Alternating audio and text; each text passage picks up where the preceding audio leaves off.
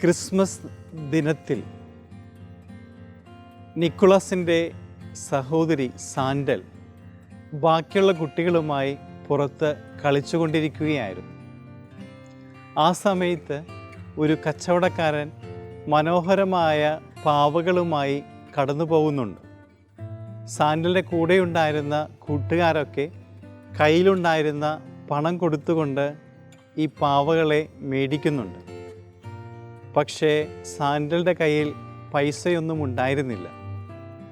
അവൾ ഈ കച്ചവടക്കാരൻ്റെ അടുത്ത് ചെന്നിട്ട് യാചിക്കുന്നുണ്ട്, ഏതെങ്കിലും ഒരു പാവ തരുമോ എന്ന് ചോദിച്ചുകൊണ്ട്. പക്ഷെ ബാക്കിയുള്ള കൂട്ടുകാരോടൊപ്പം ഈ കച്ചവടക്കാരനും അവളെ കളിയാക്കിക്കൊണ്ട് കടന്നു പോകുന്നുണ്ട്.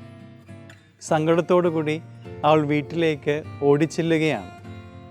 നിക്കോളാസിൻ്റെ അടുത്ത് ചെന്ന് സാൻഡൽ ഇക്കാര്യം പറയുമ്പോൾ അയാൾക്കും സങ്കടമായി.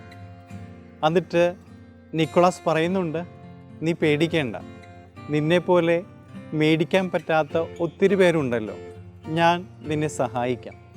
തൻ്റെ കയ്യിലുണ്ടായിരുന്ന പൈസ എടുത്തുകൊണ്ട് അയാൾ മാർക്കറ്റിൽ പോകുന്നുണ്ട്. പാവ ഉണ്ടാക്കാനുള്ള സാധനങ്ങളൊക്കെ മേടിക്കുന്നുണ്ട്. തിരിച്ച് വീട്ടിൽ വന്ന് അവൾക്ക് വേണ്ടി മനോഹരമായ ഒരു പാവ ഉണ്ടാക്കി. കച്ചവടക്കാരൻ കൊണ്ടുവന്ന പാവകളേക്കാൾ വളരെ മനോഹരമായ ഒരു പാവക്കുട്ടിയായിരുന്നു അത്. അയാൾ ബാക്കിയുള്ള പാവക്കുട്ടികൾ എടുത്തുകൊണ്ട് പാവപ്പെട്ടവരായ കുട്ടികളുടെ വീടുകളിലേക്ക് പോവുകയും ക്രിസ്മസ് സമ്മാനമായി അത് കൊടുക്കുകയും ചെയ്യുന്നുണ്ട്.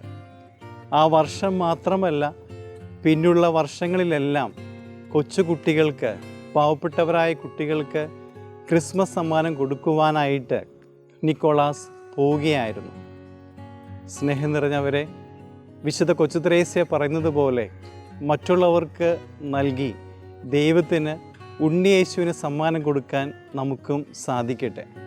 ഞങ്ങൾ സെമിനാരിയിൽ ഡിസംബർ 1 മുതൽ മറ്റുള്ളവരുടെ പേരുകൾ നറുക്കിട്ടെടുക്കും. സമ്മാനം കൊടുക്കുന്നത് വരെ അവർക്ക് വേണ്ടി പ്രാർത്ഥിക്കുകയും ചെയ്യാറുണ്ട്. സ്നേഹം നിറഞ്ഞ് ഹൃദയപൂർവ്വം പ്രാർത്ഥിച്ചുകൊണ്ട് ഉണ്ണിയേശുവിന് കൊടുക്കുന്നത് പോലെ മറ്റുള്ളവർക്ക് ക്രിസ്മസ് സമ്മാനം കൊടുക്കാൻ നമുക്കും സാധിക്കട്ടെ.